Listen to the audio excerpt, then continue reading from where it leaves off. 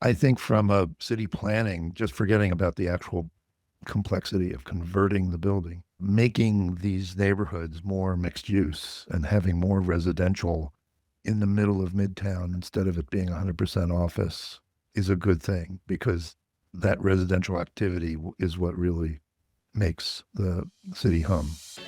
You're listening to the Building Better Futures podcast, where innovation meets inspiration.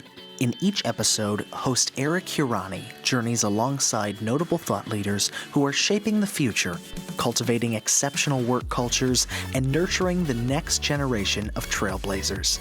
We aim to spark inspiration by engaging in dialogue with leaders from groundbreaking companies, innovative projects, and exceptional teams.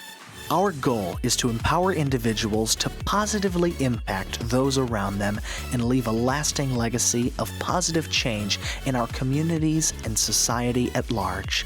Let's dive in together and explore what it takes to build better futures, one conversation at a time. Today I'm joined by Guy Geier, Senior Partner at FXCollaborative. I'm really excited to jump into this conversation, Guy. How are you today? I'm great. It's great to be with you, Eric. Thanks for inviting me. Of course. And so, if you've ever listened to this show or any of the audience has, we always start with good news and gratitude. So I'm going to ask you if there's any personal or professional good news you'd like to share with me and the audience. Well, on a personal front, I'll say that I'm very happy these days because I have a 10-month-old and a 4-month-old two granddaughters who I am thoroughly enjoying. This is like a new phase of life, and it's fantastic. So I'm so blessed to have both of them in my life, and my wife and I are just having a thrill to hang out with them whenever we can. On a professional level, we just announced on Monday that we were joining forces with a firm in Canada named Lemay, Lemay. They're a large architectural firm in Canada with offices across the country and some overseas offices. And they had a small footprint here in New York that they wanted to expand. And they approached us a couple years ago, and we've been talking and coming to the conclusion that we would make a great team together. So we have launched our future together as of Monday, and it's very exciting. And they do things we don't, and we do things they don't. But we have some common kind of cultural connections. We're both highly committed to sustainability and high performance buildings and really helping to shape the future of our cities. And so we couldn't be more happy to be a part of Lemay and vice versa. They're great people that we're looking forward to now working together on projects. That's awesome news. Congrats. That's really cool. I will share like a personal story that, I've been going to like more conferences and doing some more research on M&A, and it's amazing how much they talk about the culture being the most important part. Like it's almost never about the dollars. They're like, you could have a good deal or a bad deal, but what's going to make it a good or bad deal is all on the culture, Yeah, I totally agree. Every merger, acquisition, whatever that it is that I've seen, it usually fails because of the culture. And that is the most important thing. And so, we are very aligned and, of a single mind in terms of what we want to try to accomplish as architects and the impact that architecture and interior design and planning and everything else that the firms do can have on people's lives. So, yeah, it's great. It's amazing. And then that's what I wanted to draw out. I was like, I love that when you were talking about it, you were just focused on how culturally aligned the two firms were. It's really exciting. I'm going to read more about that. I did not know about that. I guess that was just a couple of days It's ago. hot off the press. Yeah, it's the press release went out on Monday. I think Architects newspaper picked it up first, but it's coming out in other media outlets as well. I'm sure it's big. I mean, you're a very well-known firm, so I'm sure it'll be big news. I'm sure a lot of people will be paying attention to it if they aren't already. My good news, especially on show day, is always to the guest. I can't imagine how busy you are, and so I just love that you gave me an opportunity here to sit down and talk to you. I learned so much during these episodes about the guest, but also about me and like talking about this, right? Like how important culture is. And, I know that will be one of my takeaways from today's episode. Is just like, are we focused enough on culture? And we do a lot around culture here. But I just feel like you can almost never do enough. No matter how much you're doing, you can always do more. But culturally, I think it's always good. My professional gratitude is always to my team. So even before we started filming here, I'd mentioned how integral Stephanie's been to helping us with the podcast. And so I just always have gratitude for my team. And I'll thank Steph again here now. So thank you, Steph. All right, great. Well, some really exciting news, and that's very current. But take us back a bit. Tell us about yourself, right? Where did you grow up? Where'd you go to school? How'd you decide you wanted to be an architect? Did you decide? Sometimes decisions are made for us. Yeah. Well, I grew up in central New Jersey in a little town called Colonia, suburban, single family homes, played with all the kids on the block, and all that. But my father was in the retail furniture business and also an interior designer. And so he was always exposing us to design. And I can remember even as a little kid going to New Hope, Pennsylvania, and rummaging through the antique stores and all that kind of thing in New Hope. And I didn't realize it so much, I guess, at the time that it was making that big an impression on me. But I also was somewhat artistic, painting and drawing. And but at the time, and this was in the late 60s, the space race was going on, getting to the moon before the Russians and all that good stuff. And I was good at math too, in addition to the art. So I had decided that I wanted to go to engineering school to become a rocket scientist, believe it or not. Wow. That was pretty cool. So in my junior year of high school, I took a mechanical drawing class. And the first semester was all engineering drawing. So we were drawing machine parts and all sorts of crap like that. And the second semester was architectural drawing, floor plans, elevations, things like that.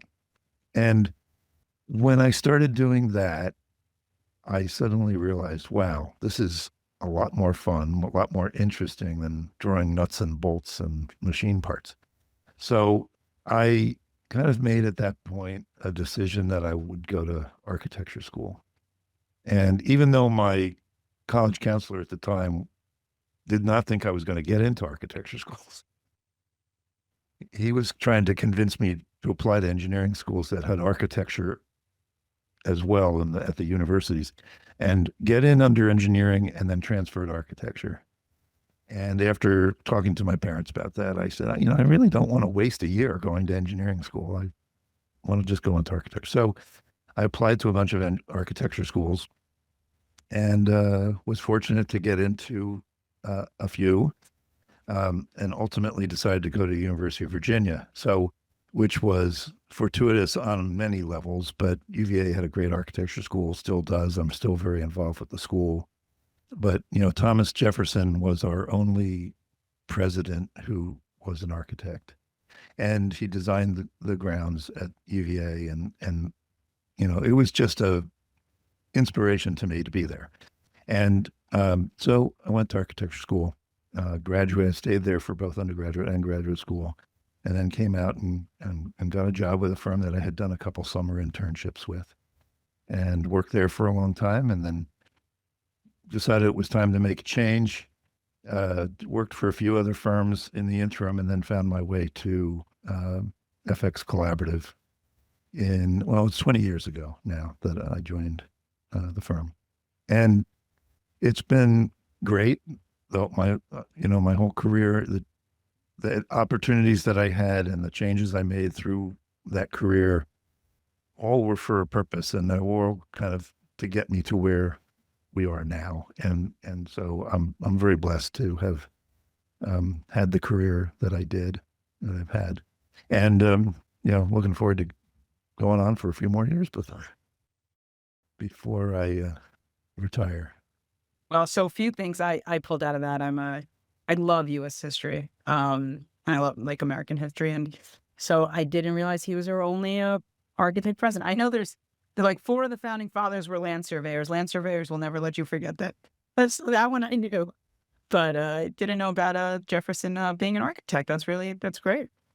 My other parallel, and I'm apologetic that I didn't touch on this more, but you mentioned you have 2 granddaughters. I think that is amazing. My wife is pregnant, and we have 1 daughter. Congratulations. That's great. You know my dad. Yes, sir. He's also very excited whenever he can, and he spent a lot of time with my daughter, his granddaughter. But he had also gone on to graduate school for I think it was aeronautical engineering or aerospace engineering. Yeah. And he didn't finish. He had to start working. But another parallel, they're pretty interesting. So but I wanted to take a minute to just congratulate you on your granddaughters. And Thank you. right now I only know what it's like to have kids. It's fun and scary. But I'm sure one day I'll know what it's like to have grandkids, hopefully. Well, the And, grandkids part is fun. The scary part's not so much. I mean, we worry about them, and you worry about them because that's what you're supposed to do. But you don't have to deal with all the dirty details, if you know what I mean. they're crazy. Very cool. So, loved hearing a little bit about your background and kind of how you got into architecture. One of the things you mentioned when you were talking about the partnership with Lemay was how you're both devoted to like kind of inspiring the communities like you work in, right, through your architecture. And so where did that passion come from? Like, was there a moment in your career that kind of came about? Did you just know that from the beginning, or maybe there was someone in your life that like kind of changed your perspective on that? Like, hey, what we're doing is important. Yeah. I mean, I think, I went into architecture because, well, I was very naive when I went into architecture. We all are. All of us not knowing what we're doing. And when I showed up first year at UVA and started with the introductory classes, I was like, oh my God, I never thought of that before. And so it was somewhat of a rude awakening to understand kind of the depth and complexity of what architecture is all about. But I think both at UVA and the professors I had there, as well as other people that, I ended up meeting along the way, I realized that architecture wasn't just about making buildings. It was about influencing society in a positive way, changing society in a positive way. And it wasn't also about whether someone liked the aesthetics of a building or not. I mean, there's going to always be a debate about aesthetics, and that's good. But at the end of the day, I think what really makes architecture special is that you're improving the quality of life for people, for a community, for a city, and leaving at the end the world in a better place than it was when you started. And I think that's something that I think about a lot. And I look back on the projects I've done, and I think they have achieved those objectives in most cases. The sad ones are the ones that are no longer around, that we built and they've been demolished or modified to such a degree that my work is not there anymore. So that's sad. But that's also part of the kind of natural process of things. I think these days, though, with the focus on sustainability and the impact that demolition has on the environment in terms of waste and landfills and all that, there's been a kind of renewed interest in trying to repurpose buildings, find new uses that you don't have to demolish them. You can upgrade them, and they can have another entire, life in the future. And so we've done a lot of that kind of work. I've done a lot of that kind of work here. And that's really very fulfilling as well. All right, cool. When you're talking about sustainability, and especially like major cities, right? You obviously here in New York, but we hear a lot about the commercial to residential renovations. Have you seen that? And I've talked to a few people about that. I know one of the challenges just around getting it underwritten, right? It's an expensive process. But are you hearing more around the possibility? City of Yes is a big thing right now. We're involved with a number of projects that are converting office buildings to residential here in the city. and we've looked at a few in other places too. I think that it depends on the building. There, buildings that are smaller floor plates, kind of mid-block, post-war, between the war buildings that have smaller floor plates, they're easier to convert because you can get light and air for the apartments. The bigger mid-century office buildings in Midtown, for instance, where they have such large floor plates at the bottom, and it's a lot more difficult, if not impossible, to get those to work. Now, we've done some interesting things with common spaces and shared amenities and all that to kind of fill up the dark spaces on the inside of those big floor plates. Or we've looked at mixed use, where the bottom of the building might be more of a commercial use, office use, institutional use, whatever. And then the taller tower portion of the building becomes the residential. So, and it's a much more complex series of issues that we have to look at, but it has gained a lot of interest and traction, and we are starting to see a lot of those conversions happening, and it's great. I mean, I think from a city planning, just forgetting about the actual complexity of converting the building, the making these neighborhoods more mixed use and having more residential in the middle of Midtown instead of it being 100% office is a good thing, because that residential activity is what really makes the city hum. So, Drives the city. yeah. So I think it's a good thing. It's going to take some time. It's not an easy thing to do. You mentioned underwriting. I think there's still a lot of, work to be done. But City of Yes is definitely a help, and we're starting to see some action in that regard. So it's good.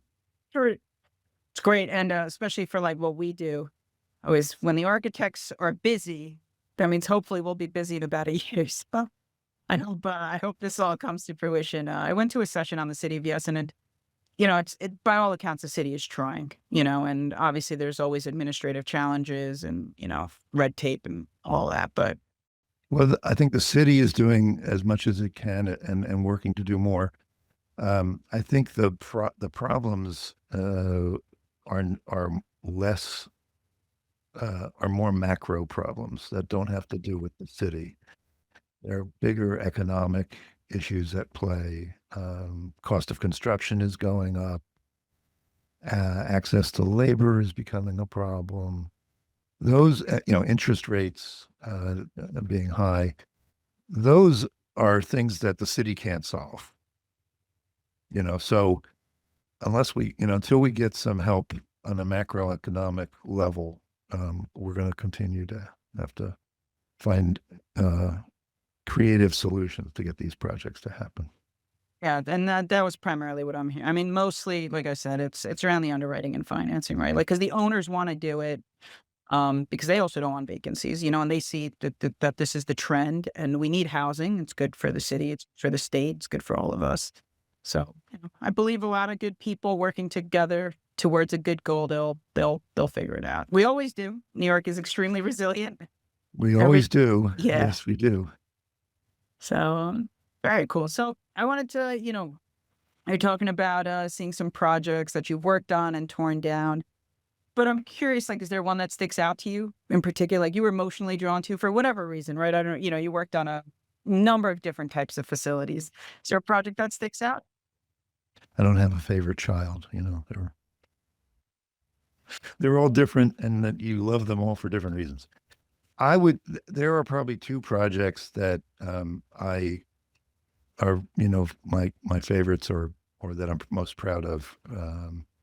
One is the Javits Convention Center, which we were involved with, to renovate the existing building and bring it back, and then to also do kind of conceptual performance requirements, et cetera, for the northern expansion of the Javits that's now been built and completed for a number of years.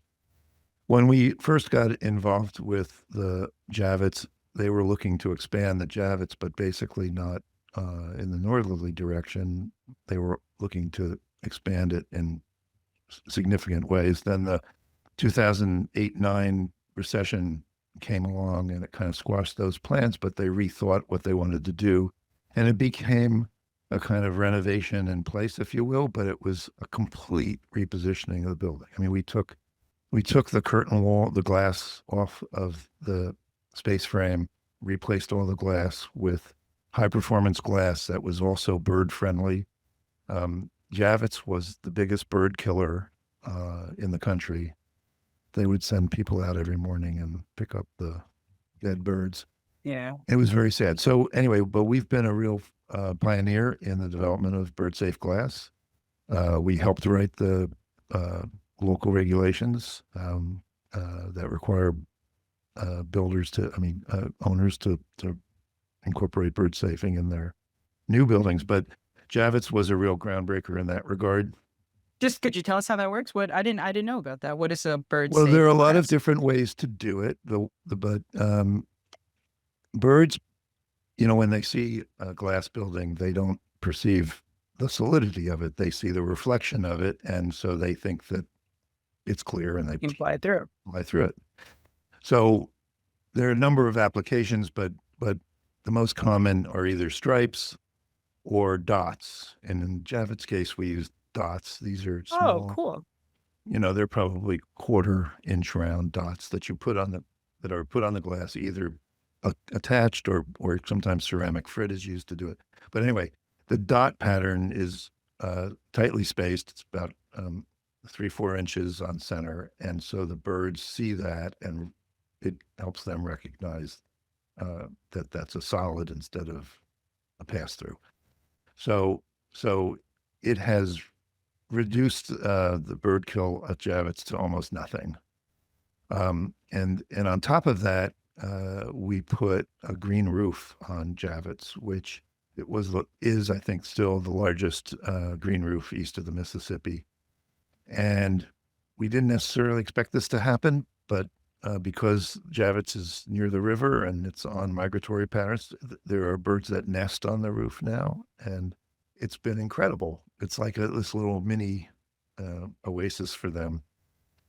And they have beehives on the roof and all sorts of cool stuff. So, and the new edition, the northern edition, has actually a kind of urban farm, and they grow vegetables and other things to use in their food preparation at Javits as well for, events and all that. So the transition of this building from an energy hog, a not very inviting space and all that, to something that is a high performance building that is not killing birds, and that people go in and can experience all this bright, exuberant space, I think is really cool. And then we fixed the roof, which was leaking like a sieve. So very practical issues, but very, bigger kind of societal. And it's served as a catalyst for the West Side development. I mean, now we have Hudson Yards. We have Hudson Boulevard, which is from 34th Street going north. We have new buildings, the Spiral. We're working on a new a residential and hotel building on 11th Avenue. There are others, kind of working their way north from 34th Street that it's completely changed what people's perceptions of the West Side has been. So that to me is great. We saved a building, we made it work great, much better, and we also changed a neighborhood. And so that's wonderful. The other project, which is one that's currently under construction and nearing completion, is a project on 57th Street, West 57th Street, that we are doing for Alchemy, which is a developer here, and for the Calvary Baptist Church. Calvary Baptist Church occupied this site at 125 West 57th Street for almost a decade. I think they've been there in one shape. There were 2 previous churches to what we're doing now. And the last version was a church that was sort of embedded in a hotel. They had their own entrance, and it was kind of this Gothic limestone entrance, but basically it was kind of surrounded by the hotel. And they own the hotel and the church. And the idea was, when they built it, was that they were going to use the hotel to underwrite the activities of the church. And over years, it didn't really work. They originally hired us to do a feasibility study, determine how much work they'd need to put into the hotel and the church to fix it up. And when we told them how expensive that was going to be, they said, "Oh, well, maybe we need to go to Plan B." So, cut the story short, because if I told you all the details, it would take a long time. But anyway, we found a developer in Alchemy who was willing to partner with the church to build a new building for them. So, an 80,000 square foot facility for the church, and then use the air rights that were available on the site to build an office building above it that they would rent out to tenants. And so that's now nearing the end of its construction. And aside from the architecture of it, and we've, I think, created, and I was very involved with the design of the church facility. We had another team working on the actual building. But so aside from the design side of that, which has been very rewarding, and the spaces are great. There's a big sanctuary space. There's a fellowship hall, which is like a gymnasium, which is probably the best gymnasium I've ever done, and classrooms and offices and all that kind of thing to support the mission of the church. The thing that makes me the most proud about it was not that. It was putting together the partnership, or introducing the partnership of the church to Alchemy. We had done other work with Alchemy, and one of my partners, Dan Kaplan, and I approached Alchemy when it was clear that the church needed a partner to do this project successfully. And I had gotten to know the church folks so well, and just felt like we've got to find a way. Got to find a way to make this work for them. And so we introduced them to Alchemy, and ultimately they were able to strike a deal that now is giving them really an amazing facility for their purposes as a church and their congregation. And Alchemy will have a great office building to lease on 57th Street. And, that's the kind of thing that makes me feel good about projects, is that ability to kind of do something that's bigger than just the project by itself. Yeah, I mean, those are both amazing projects. I will say the Javits, and I learned a lot from you about that project. But we were a much smaller company then. We're still a small company, but that was one of our biggest projects. Like when we first, we were fortunate enough to win that and to work with them. And so I've always had a soft spot. And then now we go back for events and stuff, and they've done such a great job. I mean, space is beautiful. They really do a great job. To the 57th Street, I didn't realize you guys were the architect, but I was actually there this weekend with my family. We were just walking around south of Central Park, and we went to Columbus Circle, and so it's right next to the Park Hyatt, right? Or like two or three, or yeah, I walked right by it. I had no idea that was you guys. That's really, and now I'm glad to hear the history behind that. It's amazing. And while you were telling the story, you had mentioned how, you kind of developed that partnership with them. And that's like a great feeling, right? When you could help a client just, really see their vision and execute on it. And so I can see why that's probably a really important project for you and for the firm. Very cool. That's great. So here's this question around, a big part of the show for us is about the next generation and what are we doing to help mentor them. So I'm going to ask you a personal question, which is, if you were able to go back, it's 20, 30 years in time, right? And you could give yourself some advice, what do you think it would be? As a young person in this industry, what is some advice you wish you had? Probably, and it's funny because we have summer interns here for the summer. They're here, and they're all in architecture school at varying levels in their education. And we had a breakfast for them this morning to talk to them and find out, what they were doing, but also talk to them about the profession and careers in architecture and all that. And so I told them, the one thing that I was not prepared for, and that I told them they should be, is the kind of roller coaster ride, if you will, that being an architect is. And I'm not saying that it's good or a bad thing. It's just the facts. The the economy goes up and down. It's going to continue to go up and down. There'll be high points, there'll be low points. We have to respond to those things. We hire people. We have to make adjustments when things get slower. And that they need to kind of know going in. And I said, I'm not trying to discourage you.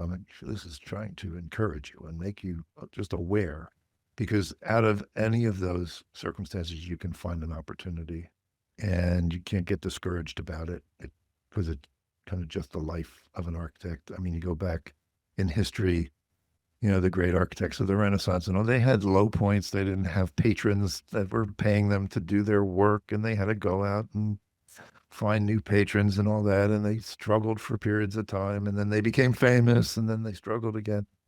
This is just part of what the profession is all about, for better or worse. And I think, nobody really told me that at the beginning. Not that it would have changed anything. I would have, maybe it was better I didn't know, and I just, kind of put my head down, worked hard, and it worked out.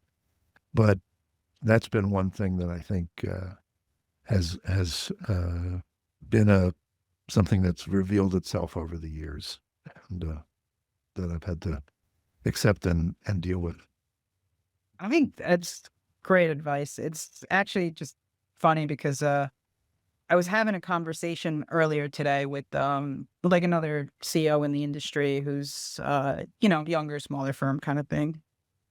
And we were talking about how like those ups and downs, and you have to adjust to them. And that coming out of school, you almost feel like everything has to be perfect, right? And it has to be done one way, and it has to be right. And they almost don't teach you appropriately how to deal with that kind of sudden change or a setback, or the fact that sometimes circumstances happen to you, not because of you, and you need to be able to be resilient enough to adjust to that. So I think it's great advice. Be able to go with the flow and take the punches when you need to, and maybe dish them out when you need to. And also, I think a lot of it has to do with, recognizing what your strengths are and what your weaknesses are. Because, everybody comes out of architecture school, most come out of architecture school thinking that they're going to be the next great designer, going to be the next great Frank Lloyd Wright or whatever. And the reality is that this is a very complex profession, and there are people that do all sorts of things, and we're not all designers. I mean, we all impact design, but we don't have to be sitting at our desk actually physically designing things to have an impact on design. We can be a great project manager. We can be a great technician, putting buildings together, making sure that the way they're built, reinforces what the design vision was, all that sort of thing.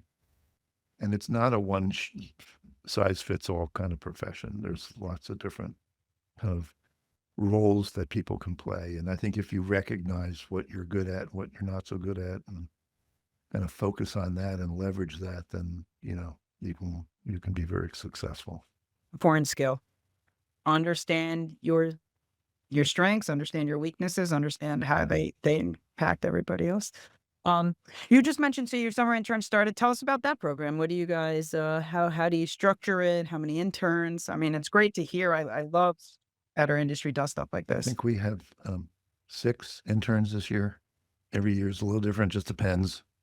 And we assign them to different things. One of them they're all in architecture school, but one of them's working in our marketing team. She just finished her second year in school, so she's got a few more years to go.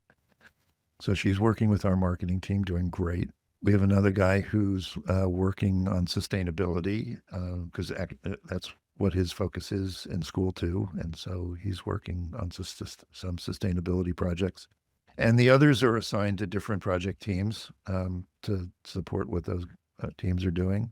And, we just try to expose them to as much as possible. We get them out on the construction sites as much as we can, and we take them to showrooms, and we do sketch crawls. People, on Friday afternoons, we'll go out to neighborhoods and do some sketchbook stuff, and just expose them to as much as we can in the short time that we have them here. And, in the past, we've had people that have been summer interns that we end up hiring when they get out of school, and they've been with us for a long time.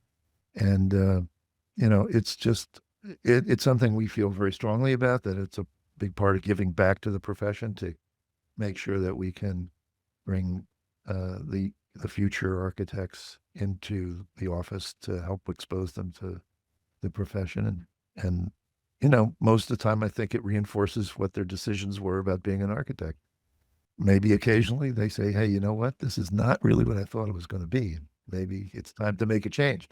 But it's all good. It's all positive in terms of what those experiences are. It's awesome. Well, I want to leave on before we jump into the lightning round on a thought around about you, and because it sounds like we just talked about an intern who's really just starting their career. Obviously you said, I know you've got some time left, but what do you hope your legacy is, right? What do you want to leave, let's say the next couple of years to 10 years, and then you want to keep doing this? What do you want your legacy to be? Wow. Legacy. Well, aside from great projects that I can point to, right? I want to make sure that I leave a firm that is, firmly rooted in our history as a firm, committed to the things that we've been committed to all along: sustainability, camaraderie, collaboration, technical excellence, design excellence. I want to make sure that those are all features of the firm and qualities of the firm that continue way past my being here.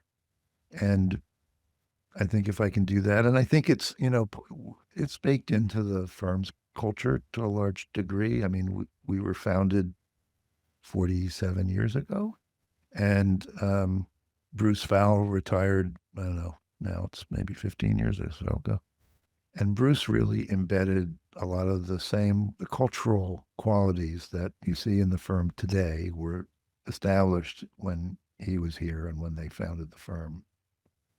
And I don't, those, a lot of things have changed in the world and the profession, but I think those basic kind of cultural commitments are still there. Caring about our our coworkers, and kind of having a family atmosphere as much as possible. And we all go through trauma, and we all go through troubles, and we all come, there's all things we have to deal with, some of them happy, some of them not, but doing our best to support each other is, I think, an important thing. So if that's what is left behind as a legacy, then I'll be very happy. Right. And, you mentioned earlier, like everybody wants to be Frank Lloyd Wright.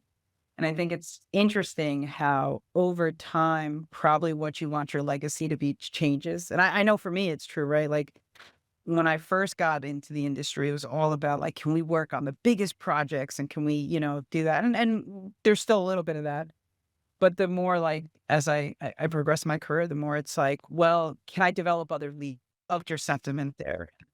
I agree. And there are people here that I've worked very closely with that I see as, current and future leaders of the firm, that when it does come time for me to move on, that I know that they're going to, be successful and be able to continue to be leaders of the practice.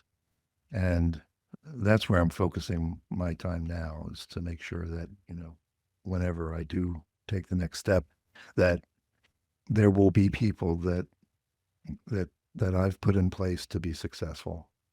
Well, perpetuate your values, right? It was exactly what you said you want your legacy to be. And that's like amazing to me. So, well, I will jump into our lightning round here. So these Oh are boy. rapid fire Okay, here come the tough questions. ones.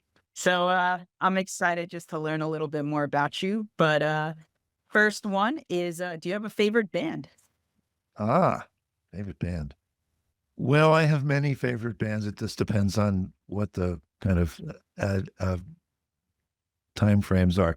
Somebody asked me this the other day. They said, "What was your favorite band growing up?" I said, "Well, I kind of had two: Crosby, Stills, Nash and Young, and the Eagles." That was the kind of high school years. That was kind of what I listened to. Then, of course, I'm a Jersey boy, so Springsteen is a big favorite, and continues to be. And then U2 is probably right now, I would say, one of my favorites that are still out there and more a little more current. Yeah. So those are my favorite bands right now. All amazing bands, and it's I missed the Eagles by like a couple of days at the Sphere. We went out to Vegas for a conference, and they were playing out there. Did you go see them? I don't know. I didn't see them at the No, Sphere. but I've seen the Eagles in other venues, and they're amazing, and they're going back on tour now. They're always on tour. How old are Another they? farewell tour. And then, but we did go see the U2 at the Sphere. They have like this hologram virtual concert. It was cool. The Sphere is it was a very cool structure. Awesome. So next question is, and I don't know if you like to cook. The question is the dish you cook best. Do you like to cook? I do like to cook. I like grilling. Grilling is kind of my thing. So, last weekend was Father's Day weekend. So we had some of the family over for Father's Day, and I did ribs on the grill. And they were perhaps the best ones we ever had. But I enjoy grilling, and I enjoy Italian cooking as well. I experiment with different pastas and things like that. So Homemade pasta or no, I don't make my own. I wish that I had the time to do that. But no, but there's a pasta dish that I learned from watching the Stanley Tucci Italian shows, and it's very simple, but it's basically anchovies, spaghetti, and butter. Can't go wrong with butter, and Parmesan cheese, of course. So yeah, it doesn't have to be complicated. It can be fairly simple, but I love Italian food. awesome. I just recently, my wife and I watched this movie Nonas on Netflix. Oh I yeah, don't it's know a if you- great movie. It's a Absolutely, very true positive. story. Yeah, true story. We felt Yeah, great. and it was like after filmed. watching It it. was filmed in Elizabeth, New Jersey, at a restaurant. They showed it towards the end of the movie that they showed the floor and said Spiritos. Yeah. And Spiritos, it was a restaurant now out of business. They closed because of COVID, which is very unfortunate. But Spiritos was a fixture in Elizabeth. My parents grew up in Elizabeth. We spent a lot of time there, visiting grandparents and all that as I was growing up. And we'd go to Spiritos all the time. And it was this classic Italian place.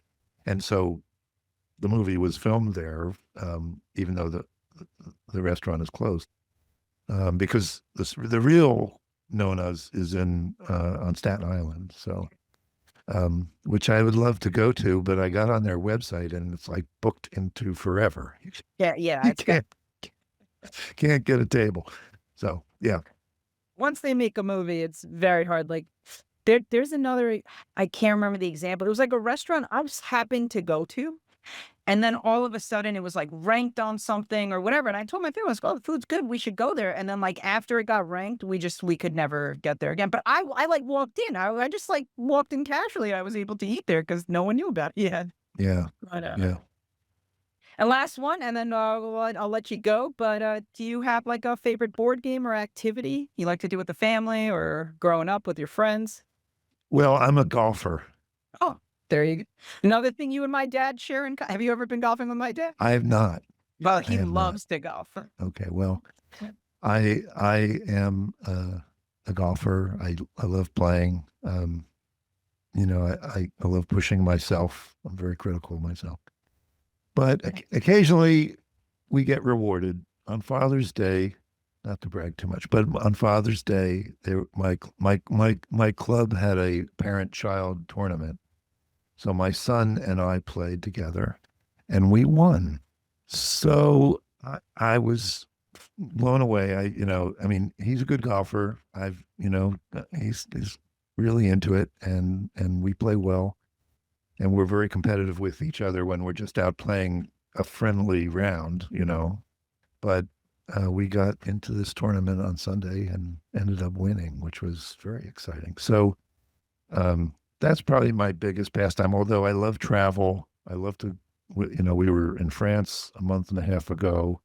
We're going to Italy in the fall. We love to travel. And, see new things and try new foods and all that kind of stuff. So that's a big part of my life. And I think, travel and experiencing other cultures and countries and architecture, it all comes back and kind of informs what we do here. So That's awesome. Well, congrats on the victory. That must thank have been a you. really, really fun Father's Day. Yeah.